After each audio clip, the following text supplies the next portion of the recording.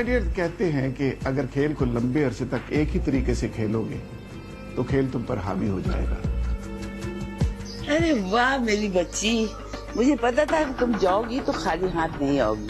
अम्मी, आइंदा इन कामों के लिए इरम को अकेले भेजिएगा। तो आप हैं इदरीस साहब? जी। मैं कोई बिकाऊ माल नहीं जो आपने मुझे खरीदने की कोशिश की। फैक्ट्री को आग लगा सकते हो? ये क्या कह रहे हैं सर आप? फैक्ट्री को आग लगाकर निकल जाओ। You are under arrest, Mr. Idris. What?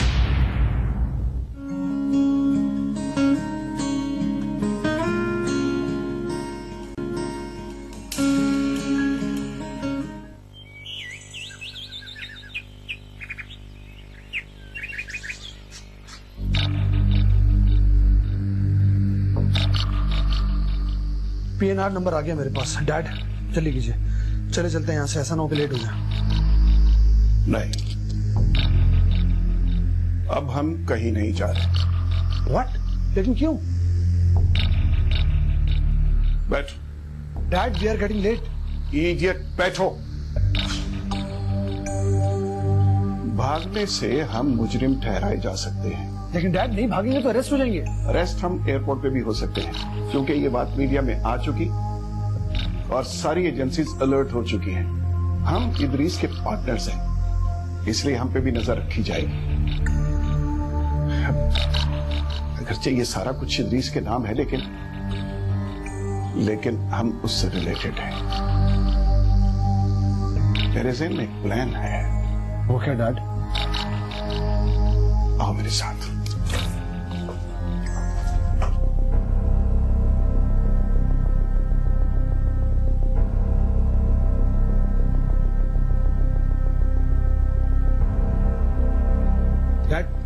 Dad बताए तो सही, हम जा कह रहे हैं? हम इदरीस से मिलने जा रहे हैं। हम थाने जा रहे हैं? आपका दिमाग तो ठीक है? Shut up! थाने जाने से हमारी मौत नहीं हो जाएगी, बल्कि हम पे एतमाद बढ़ेगा। इदरीस क्या सोचेगा कि वो अरेस्ट हो गया और हम अभी तक उससे मिलने नहीं गए। जब तक मैं पूरी बिसात न बिछा दूं, इदरीस को शक नहीं होना चाहिए। हमें उसका एतमाद हासिल करना है।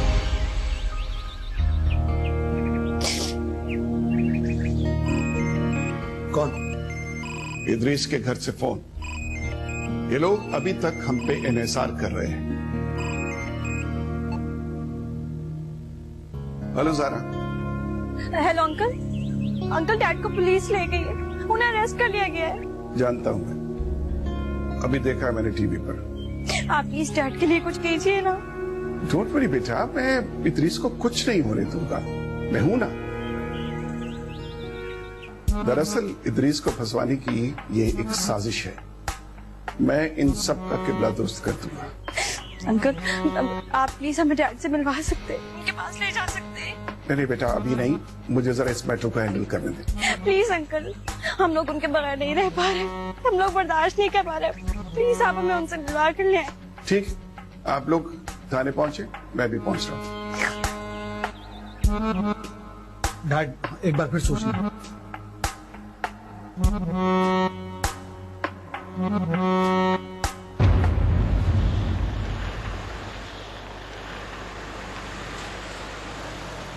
देखो, ओहो, क्यों हलकान कर रहे हो अपने आप को? क्यों पागलपन कर रहे हो बेटा? पुलिस स्टेशन है, कोई ऐसी बड़ी बात नहीं है, सब ठीक हो जाएगा। डैड, लोगों ने आपको क्यों अरेस्ट किया? अगर आपको कुछ हो गया तो हमारा क्या होगा? अरे क्या हो गया बेटा, मैं थाने में हूँ, हॉस्पिटल में थोड़ी नहीं मुझे कुछ होगा। कुछ नहीं होता। डैड, हम आपकी दूरी कैसे बर्दाश्त करेंगे? अरे बेटा, तो क्या मैं तुम्हारी दूरी बर्दाश्त कर सकता हूँ? नहीं ना, 2-4 दिन में मेरी बेल हो जाएगी, सब कुछ ठीक हो जाएगा, आ जाऊंगा तुम लोगों के पास। हुमैरा, क्या कर रही हो तुम? अगर तुम इस तरह करोगी तो बच्चों को क्या होगा? संभालो खुद को। इदरीस, क्या हुआ, किसने किया, इसका क्लू मुझे मिल गया है। बस मैं इसकी जड़ तक पहुंचना चाहता हूं। फिक्र मत करो, वकील से बात करके केस को हम जरा तक लाएंगे। इंशाल्लाह बेल हो जाएगी या फिर पहली पेशी में केस खत्म हो जाएगा। थैंक यू इकबाल, अगर तुम्हारे जैसा दोस्त बाहर ना होता तो मुझे बहुत फिक्र होती।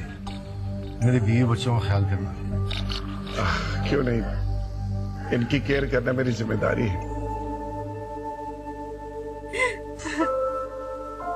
अली बेटा, अब मेरी जगह तुम हो, घर के बड़े। अपनी बहनों का, अपनी माँ का बहुत ख्याल रखना। अब घर से कहीं जाने की जरूरत नहीं है, समझ गए? अच्छा बस बस चलो, अब तुम लोग जाओ, मैं बहुत जल्द आ जाऊंगा, ठीक है? नहीं नहीं, हम आपको छोड़ के नहीं जाएंगे। जा रहा बेटा, जाओ शाबाश, जाओ बेटा, चलो। जाओ बालू को लेके जाओ। आप जाओ बेटा, हाँ बेटा, जाओ आना हो। आ जाओ बच्चा, जाओ बेटा, आई आई। जाओ जाओ जल्दी जाओ। नहीं, आओ बेटा, आओ। ख्याल करना है। Don't worry.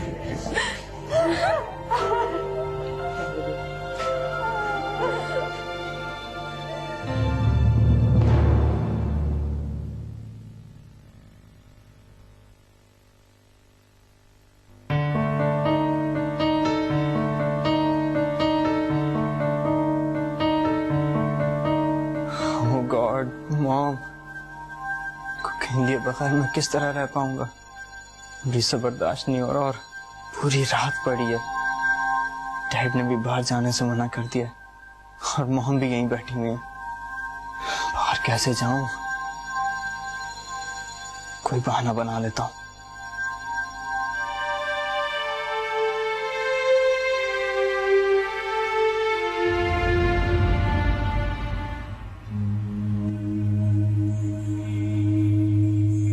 अली, कहाँ जा रहे हो? मॉम, बाहर जा रहा हूँ। तुम्हारे डैड लॉकअप में हैं और तुम्हें बाहर जाने की पड़ी है? जब तक तुम्हारे डैड रिहा होकर घर नहीं आ जाते तुम घर में रहा करो। मॉम, थोड़ी देर के लिए तो जाने दें। अली, तुम बाहर नहीं जाओगे। क्या पता कौन सी साजिश है, कौन सा जाल बुना जा रहा है तुम्हारे डैड के गिर्द।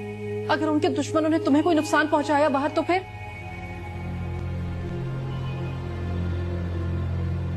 बेटा, तबीयत तो ठीक है तुम्हारी?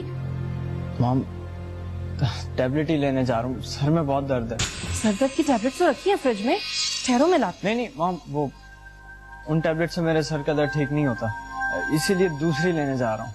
बेटा, तुम नाम लिख कर दे दो, मैं ड्राइवर से मंगा देती हूँ, लेकिन तुम बाहर नहीं जाओगे अली। रहने दे मॉम, ऐसे ही ठीक हो जाऊंगा।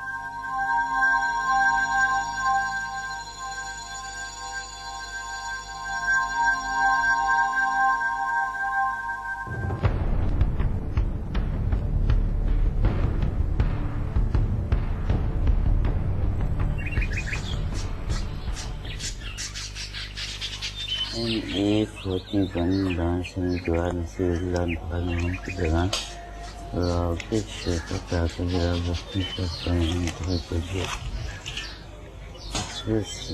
पुप्पो, मुझे आपसे एक बात पूछनी है। पूछो बेटा। असद शुरू से ही कम बोलते हैं, आजकल कुछ कम बोलने लगे। बेटा, वो शुरू से ही ऐसा है, बहुत कम बोलता है, आदत है उसकी।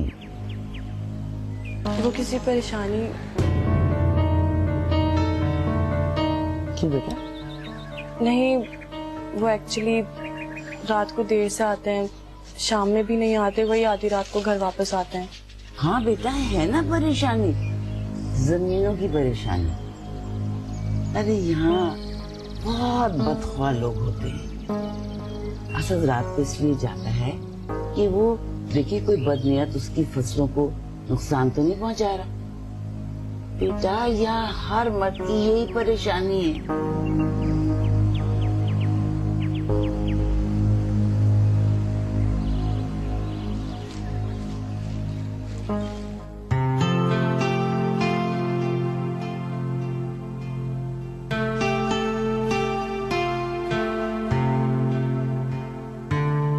ये लो, नाश्ता करें।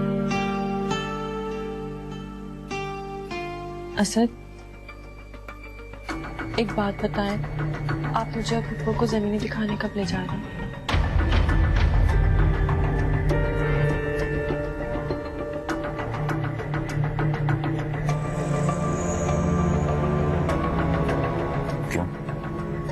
वो मोमल से बात की तो पता चला कि यहाँ पर एग्रीकल्चर के बहुत से रूल्स अप्लाई नहीं किए जा रहे, जिसकी वजह से वो बचत नहीं हो पाती जो होनी चाहिए। मोमल, आप मोमल को क्यों बुला रहे हैं? बताता हूँ। मोमल, मोमल। जी साईं। बात सुनो। जमींदारी के बारे में क्या क्या जानती हो? कुछ नहीं। पास कैसे बोया जाता है, चावल कैसे काश्त की जाती है, गंदम कैसे बोया जाता है, उसे किस वक्त और कब कब पानी देना है, किस जमीन में किस किस नस्ल की गंदम उगती है, उसे कब काटा जाता है, जानती हो? जी नहीं साईं। तो फिर दूसरों को गलत मशवरे क्यों देती हो तुम? आप इसे क्यों डांट रहे हैं? मैंने तो खुद इससे पूछा था। क्या जरूरत थी पूछने की? ये मर्द का काम है, मर्द को भी करने दो।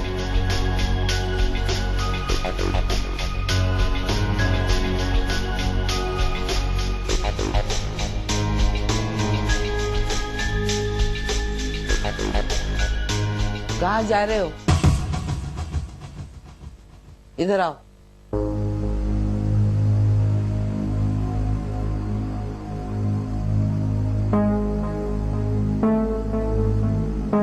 ये तुम किस अंदाज में उससे बात कर रहे थे?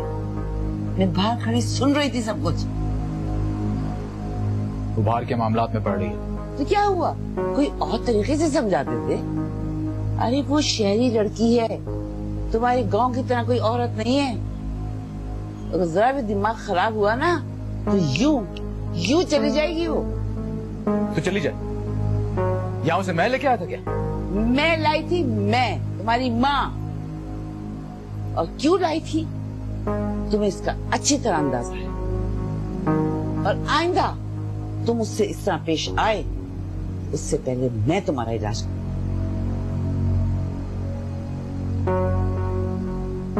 अब कहाँ जा रहे हो? नाश्ता तो करते जाओ। जरूरत नहीं है, बाहर से कर लूंगा।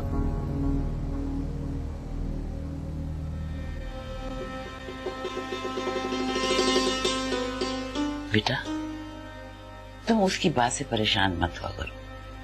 अरे गांव का मर्द है, उसको देर से समझ आती है। मैं समझाऊंगी उसे। वैसे तुम ठीक कहती हो, ज़रात से फायदा उठाना चाहिए, लेकिन इन कम अक्लों को अकल कहाँ है? नहीं पप्पा, मैं सच से खुद बात करूंगी। एक्चुअली मुझे डायरेक्ट नहीं कहना चाहिए था, पहले थोड़ा एक्सप्लेन कर देना चाहिए था।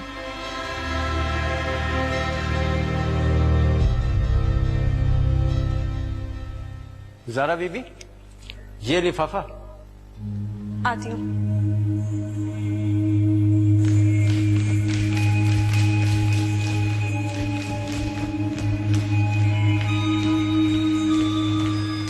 ज़ारा बीबी, लिफाफा गेट पे कोई साहब देगा, साहब के नाम का है। ज़ारा, क्या है बेटा? मॉम, बैंक की तरफ से कोई नोटिस है। देखो जरा।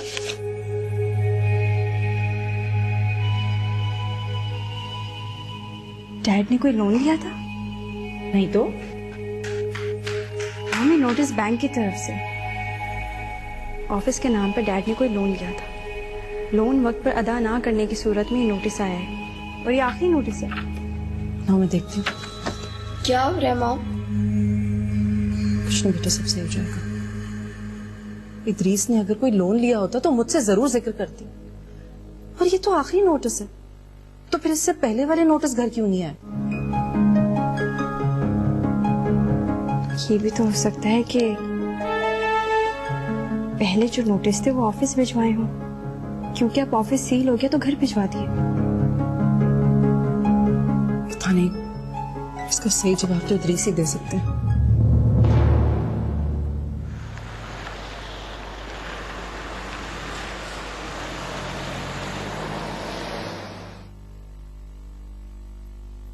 Bank loan?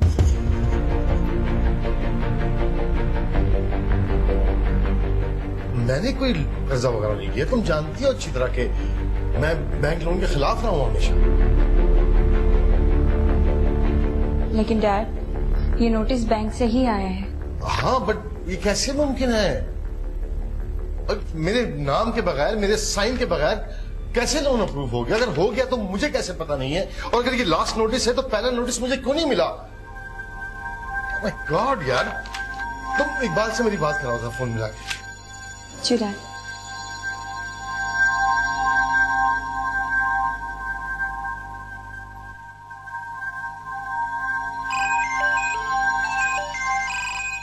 जरा वॉल्यूम कम करो। इदरीस की बेटी का फोन। हेलो ज़ारा बेटा। इकबाल, मैं इदरीस बात कर रहा हूँ।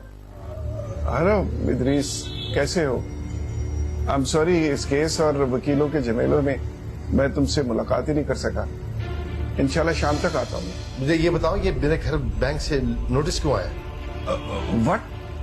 अब तुम्हारे घर भी नोटिस आ गया? यही नोटिस मेरे घर भी आया है। क्या मतलब? मैं भी हैरान हूँ कि मेरे घर ये नोटिस कैसे आ गया। ना तो मैंने कभी लोन अप्लाई किया और ना ही, और अब तुम भी यही बात कर रहे हो। इकबाल जी, सब क्या हो रहा है? ये हमारे नाम पे कोई लोन कैसे ले सकता है? हाँ, यही मैं सोच रहा हूँ, लेकिन मुझे यूं लगता है कि हमारे साथ कोई धोखा हुआ है और ये काम हमारे किसी अपने ही आस्तीन के सांप का लगता है। जो भी हमारी जड़ें काटने की कोशिश कर रहे हैं इदरीस, फिक्र मत करो, मैं उसे छोड़ूंगा नहीं। लेकिन बात यह है इदरीस कि कल तुम्हारी पेशी है। तुम्हारी जमानत या रिहाई पहले बहुत जरूरी है।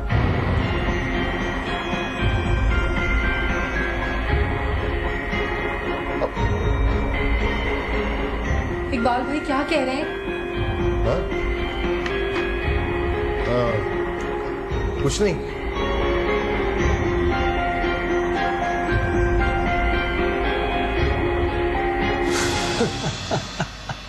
डैड, आपका दिमाग है कंप्यूटर। इस तरह अचानक से फौरन कैसे मैनेज कर लेते हैं आप? इसलिए कि मैं तुम जैसा चंपू नहीं हूं।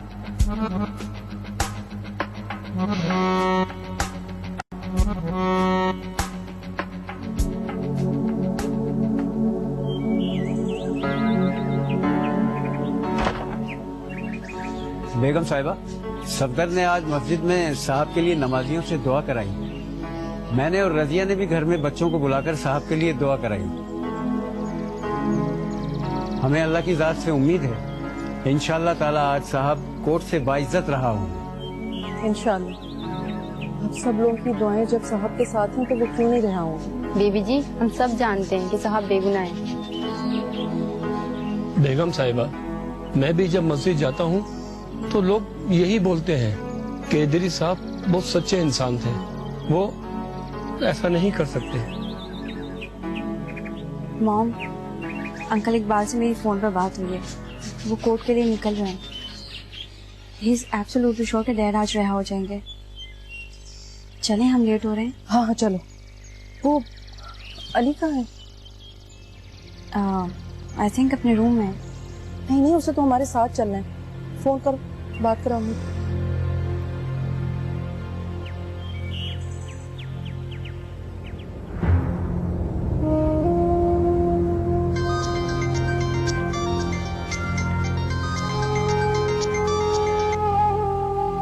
जी मामा।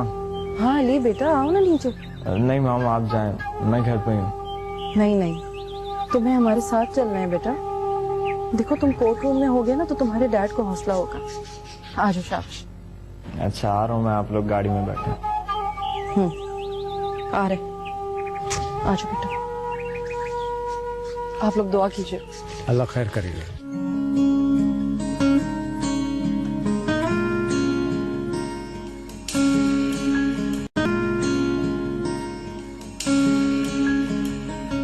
यो ने मेरे मुवक्किल इदरीस फार्मास्यूटिकल कंपनी के मालिक जनाब इदरीस साहब को बतौर मुल्जम इस अदालत में खड़ा किया गया है।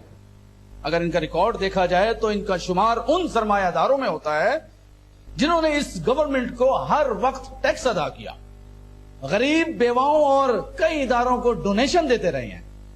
इनकी कंपनी की दवाएं ला इलाज अफराद के लिए बाहिस इलाज बनी हैं। फिर भी इन पर जाली अद्वियात की फरोख्त का मुकदमा सरासर एक साजिश और मनगढ़ंत मंसूबा है। ताकि इनको और इनकी कंपनी को बदनाम किया जा सके। मेरी इस अदालत से इस्तदा है कि मेरे मुवक्किल की शराफत, ईमानदारी और हुब्बुल वतनी को देखते हुए इनको इन मन घड़त इल्जामात से बरी किया जाए। That's all your honour. Your honour, मेरे फाजिल दोस्त को शायद इस बात का अंदाजा नहीं कि यह अदालत है, कोई सियासी बेंच नहीं है जहां सबूतों के बजाय जब जबानी और तकरीरों का सहारा लेकर अवाम की आंखों पर पट्टी बांधी जाए। मुल्जिम इद्रीस पर पिछले 6 माह से जाली अद्वियात फरोख्त करने का इल्जाम और इसका सबूत अदालत में मौजूद है। इन्होंने चंद छोटी मोटी फॉरेन कंपनीज के साथ एग्रीमेंट करके असल दवाइयों के बदले जाली अद्वियात एक्सपोर्ट भी की। इन्होंने पिछले 6 माह में यहां के साबका ड्रग्स इंस्पेक्टर को रिश्वत देकर खामोश कराया और मौजूदा ड्रग्स इंस्पेक्टर हबीब खान रिश्वत देने की कोशिश की। ये सब झूठ है जज साहब, ये ऐसा कुछ नहीं किया मैंने, ये इल्जामात है सारे। तहम्मुल रखिए इद्रीस साहब, आप तो शुरू में जज्बाती हो और अपना टेम्पर लूज कर। अभी तो इतना बहुत कुछ है जो आपने अपनी शराफत की आड़ में तय कर रखा है। योर ऑनर, मैं ड्रग इंस्पेक्टर हबीब खान कचहरी में बुलाने की इजाजत चाहूंगा। इजाजत है। Thank you your honour.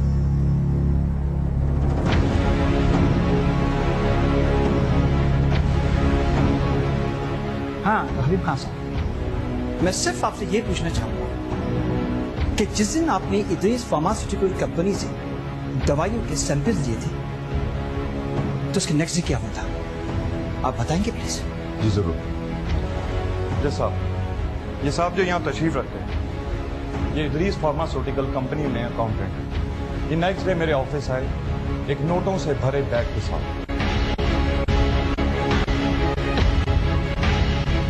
मुझे उसी वक्त शक हुआ और मैंने उसी वक्त लेबोरेटरी कॉल की। हमने इनकी कंपनी से जो दवाओं के सैंपल कलेक्ट किए वो जाली निकले। उसी बैग पर हमने इनकी कंपनी पे छापा मारा और उसे सील किया। और जज साहब, मुझे जो रकम रिश्वत के तौर पर देने की कोशिश की गई थी वो मैंने थाने में जमा करा दी थी। That's all. हबीब साहब, आप मेरे सवालों के जवाब दे चुके हैं, लिहाजा आप अपनी जगह पे तशरीफ ले सकते हैं। Thank you very much. Your honour, अब मैं तनवीर साहब को कचहरी में बुलाने की इजाजत चाहूंगा। इजाजत है। Thank you your honour.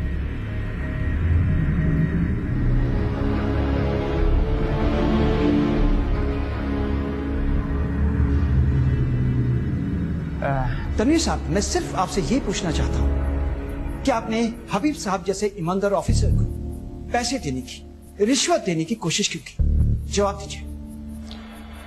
वकील साहब, मैं एक मुलाजिम हूं और हुक्म का पाबंद। इद्रीस साहब ने मुझे पैसे देकर हबीब साहब तक पहुंचाने का हुक्म दिया। मैंने बगैर सबब पूछे पहुंचाया नहीं। झूठ क्यों बोल रहे हो तनवीर? मैंने कभी तुम्हें पैसे नहीं दिए, तो मैं तो रिश्वत के हमेशा खिलाफ रहा हूं। तनवीर साहब, अब आप अपनी जगह पे तशरीफ ले सकते हैं। Thank you. Your honour, Idris एक बैंकक्रप्ट इंसान नहीं है। कंपनी के नाम पर ये साहब करोड़ों रुपए का लोन लेके असल रकम मुल्क से बाहर ट्रांसफर कर चुके हैं। ऑब्जेक्शन योर ऑनर, मेरे मुवक्किल पर झूठे इल्जामात की बौछार की जा रही है। Objection overruled. Thank you your honour. अब मैं जनाब इकबाल साहब को, जो कि इद्रीस के 20% शेयर्स के मालिक और उनके साहबजादे समी को कचहरी में बुलाने की इजाजत चाहूंगा। इजाजत। Thank you your honour.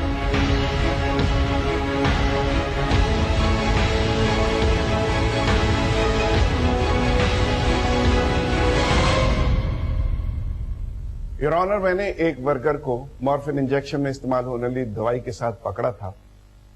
ये एक खतरनाक ड्रग है और लीगली प्रोड्यूस करना इसे अलाउड नहीं। मैंने वो दवाई और वर्कर इद्रीस के हवाले कर दिया। इन्होंने वर्कर को छोड़ दिया और बात को दबा दिया। मुझे शक तो था, लेकिन ये अंदाजा नहीं था कि मुझे कॉन्फिडेंस में लिए बगैर मिस्टर इद्रीस ये काम कर रहे हो। बैंक्स की तरफ से लोन रिटर्न के लिए नोटिस आते रहे और ये साहब उन्हें फाड़ के बिन की नजर देखते हैं। इकबाल, ये सब क्या कर रहे हो तुम? मुझे जानते हो तुम अच्छी तरह, फिर ये झूठे इल्जाम क्यों लगा रहे हो मुझ पर? ये झूठ बोल रहे हैं। मेरे डैड ऐसा नहीं कर सकते। यू ऑनर, रात तक अंकल इकबाल यही कह रहे थे कि डैड को फंसाने की कोशिश की जा रही है और डैड उन लोगों को जानते हैं और पता नहीं क्यों मुकर रहे हैं। ऑर्डर ऑर्डर, ये अदालत है, यहाँ वकीलों के अलावा किसी को जरा करने की इजाजत नहीं है। Please keep quiet. जनाबे वाला, मेरी कंपनी की सारी मैनेजमेंट, सारा हिसाब किताब इस इकबाल के हाथ में है। ये जो भी कुछ हो रहा है मेरे खिलाफ किसी ने करवाया है सब। ये ठीक है कि कंपनी के सारे अकाउंट्स मेरे पास थे, लेकिन फाइनल अथॉरिटी तुम्हारे पास थी। मुझे अंदाजा नहीं था कि तुम अपने साथ मेरा सरमाया भी डबो दोगे। योर ऑनर, जिस दिन ड्रग्स इंस्पेक्टर कंपनी से सारी मेडिसिन लेकर चले गए थे, उसी दिन मैंने एक गबन पकड़ा था 4 करोड़ रुपए का, और वो डॉक्यूमेंट समेत मैंने इदरीस अंकल के सामने पेश कर दिया था, लेकिन इन्होंने नजरअंदाज कर दिया। रिलैक्स समी साहब, तहम्मुल रखिए। अब आप और इकबाल साहब, आप दोनों अपनी जगहों पर तशरीफ ले आ सकते। Thank you very much. Thank you. Your honour, जाली अदवियात की लैब टेस्ट रिपोर्ट्स इस फाइल में मौजूद हैं। फॉरेन कंट्रीज कंपनी से किए गए एग्रीमेंट के पेपर्स वो भी इस फाइल में मौजूद हैं। गबन के भी मौजूद हैं, और जो बैंकों से लिए गए लोन्स के हैं वो भी इसी मौजूद हैं, जो उन्होंने कभी वापस नहीं किए ऑनर। और सबसे अहम और खास बात ये ऑनर, इन तमाम डॉक्यूमेंट्स में, इन तमाम पेपर्स में इदरीस साहब के स्टैम्प और सिग्नेचर मौजूद है। That's all your honour. Idris पर जाली दवाइयां बनाना, बैंक फ्रॉड, बैंकरप्सी साबित हो चुका है। इसलिए ये अदालत इदरीस की कंपनी, उसके एसेट्स को फ्रीज करती है। इसके साथ उसको 7 साल की सजा सुनाती है। इकबाल चूंकि 20% के शेयर होल्डर हैं और बेगुनाह भी, अदालत उनको 20% भूखे वापस कराती है।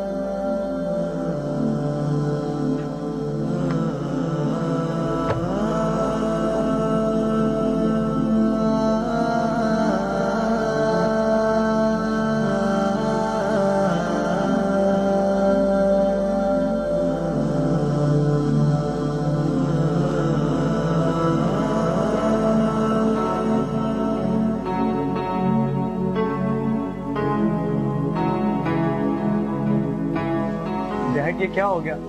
आपको तो बरी होना था, तो फिर ये सजा क्यों दी गई? डैड, सब आपके खिलाफ क्यों हो गए? अंकल इकबाल और समी ने भी आपके खिलाफ गवाही दी, क्यों? बस बेटा, उसने दोस्त बन के मेरी जड़ें काटी, मेरी पीठ पे खंजर घोंपा उसने।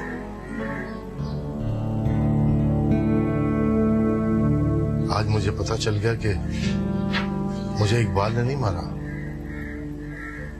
मुझे मेरे उस एतबार ने मारा है जो मैंने इकबाल पे किया था।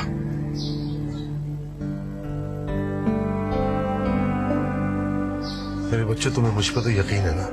जी डैड, दुनिया चाहे कुछ भी कहे, लेकिन हमें यकीन है कि हमारे डैड कुछ भी गलत नहीं कर सकते। बस मुझे अपने बच्चों का यही यकीन चाहिए, बाकी अल्लाह मेरे साथ है। दुनिया जो भी कुछ कहे, मुझे उसकी परवाह नहीं है बिल्कुल भी। अभी हमारा बुरा वक्त आया बेटा, अच्छा वक्त भी आएगा। ये 7 साल तो बस ऐसे ही गुजर जाएंगे देखते हुए। तुम लोग हिम्मत नहीं हारना बस, ठीक है? भरोसा रखना अल्लाह के साथ में, सब ठीक हो जाएगा। मायूस होने की जरूरत नहीं है।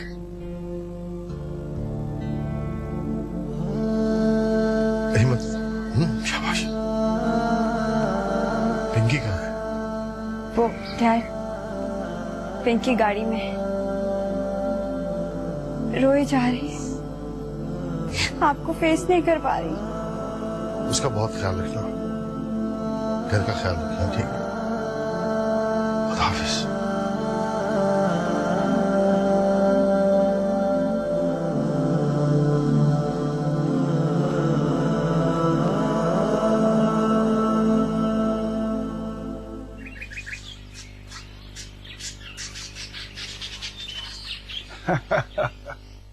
थैंक गॉड हम बाल बाल बच गए।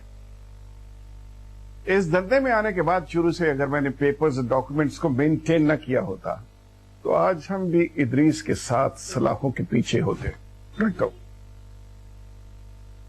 ब्यूरोक्रेसी में कुछ अर्सा गुजारने का ये फायदा तो हुआ, देखा ना आगे एक्सपीरियंस काम।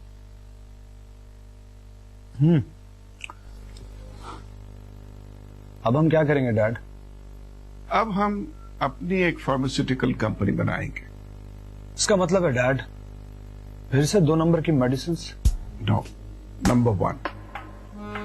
अब हम 2 नंबर का पैसा 1 नंबर में इन्वेस्ट करेंगे। अब हमें ये रिस्क लेने की जरूरत नहीं है। वैसे डैड इदरीस अंकल के साथ सही नहीं हुआ। ये हमने नहीं किया, ये उसने खुद किया।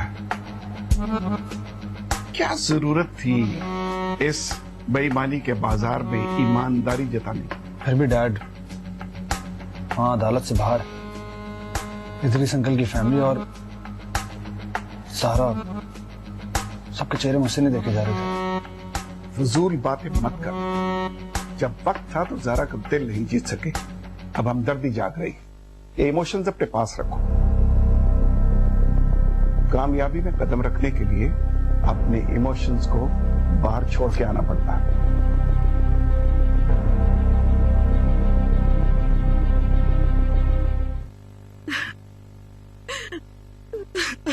बस करें माँ, आप देखिएगा सब ठीक हो जाएगा। मरियम।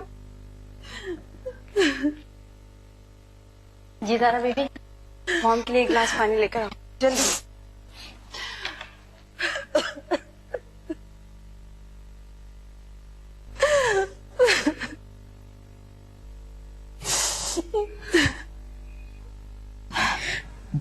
मॉम सब्र करें, सब ठीक हो जाएगा। सब्र कैसे करूं मैं सब्र? तुम्हारे पापा बहुत ही शरीफ इंसान है, हर किसी पर भरोसा किया है उन्होंने, हर किसी पर एतबार किया। और ये इकबाल को तो उन्होंने सहारा दिया है, उठाकर अपने गले से लगाया, अपना बिजनेस पार्टनर बनाया। और देखो क्या किया है इसने हमारे साथ, हमें आसमान से उठाकर जमीन पर पटक दिया। आप पानी पिए।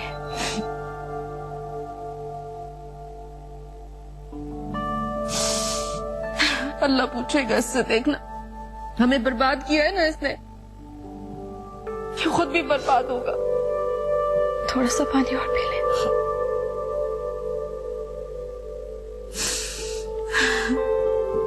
कम से कम मुझे अंकल इकबाल से उम्मीद नहीं थी। पापा भी इसी शौक में होंगे। अली, अली कहाँ है? पता नहीं, दरवाजे तक तो हमारे साथ थे, मैं देखकर आती हूँ।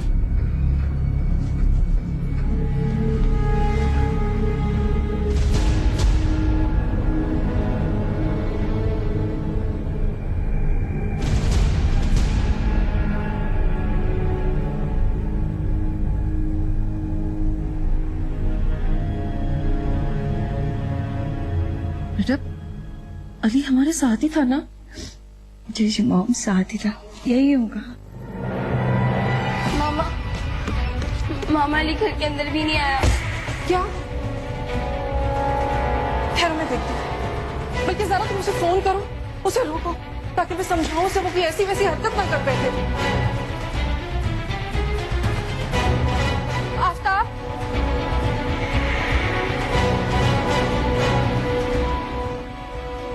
मॉम, अली बहुत गुस्से में लग रहा था उस वक्त और अभी कॉल रिसीव नहीं कर रहा। दोबारा मिला। अली को देखा आपने? मूसा भाई, जी फरमाइए। I need stuff. I mean cocaine. ठीक है बैठो।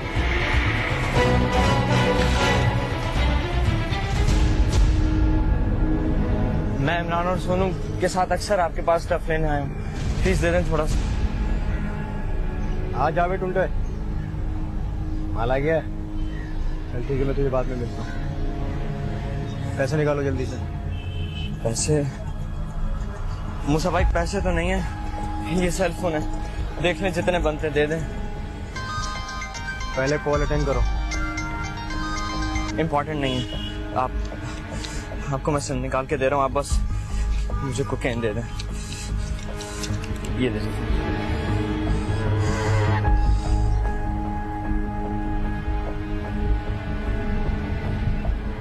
हमारे साथ ही तो आया था अंदर। नंबर ऑफ जा रहा है।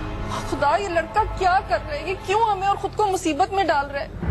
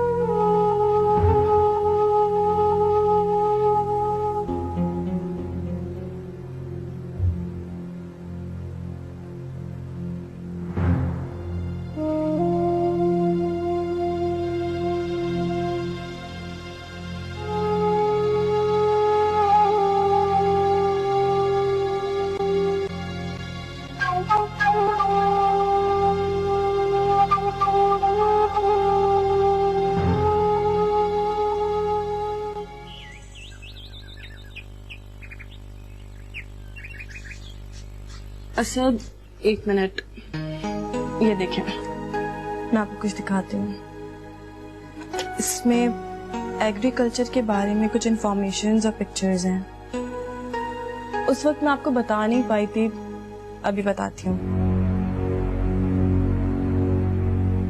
ये इंडियन एग्रीकल्चर के बारे में कुछ इंफॉर्मेशन है। गंदम, कपास, और ये बांग्लादेश के बारे में कुछ इंफॉर्मेशन है। आपको पता है, ये दोनों कंट्रीज एडवांस टेक्नोलॉजीज की वजह से हमसे बहुत आगे निकल चुके हैं। ये देखें, चाइना के बारे में भी पूरी इंफॉर्मेशन दी हुई है। जमीन, कपास, एंटी इंसेक्ट्स केमिकल्स, सबके बारे में इंफॉर्मेशन है। अच्छा चलें, मैं आपको डिटेल में बताती हूँ, लेकिन इससे पहले जरा ये सोचें कि हमारे पास जमीन, पानी, मेहनत सब कुछ है, लेकिन तरीकेकार और प्लानिंग्स नहीं। अगर हम इन मुल्कों के मेथड को अपनी जमीनों पर अप्लाई करेंगे तो हमारी जमीनें सोना देंगी। तुम ये सब बातें करके मुझ पर अपने तालीम याफ्ता होने का रोब छाड़ रही हो? नहीं है सर, ऐसी कोई बात नहीं है। मैं तो बस इंफॉर्मेशन शेयर कर रही हूँ। तुम ये लैपटॉप यूज करती क्यों? मतलब ये कि इस घर की औरतें लैपटॉप, मोबाइल, इंटरनेट इस्तेमाल नहीं करती। फहाशी फैलती है इनसे। क्या? ये आप कैसी बातें कर रहे हैं? असद, मैं इन चीजों के साथ बचपन से पली बड़ी हूँ। ये जदीद टेक्नोलॉजीज हैं, इनसे विजन खुलता है, दुनिया इंसान के सामने होती है। मुझे दुनिया को नहीं, सिर्फ अपने आप को देखना है। ताविला, और आज के बाद तुम इसे कभी इस्तेमाल नहीं करोगे।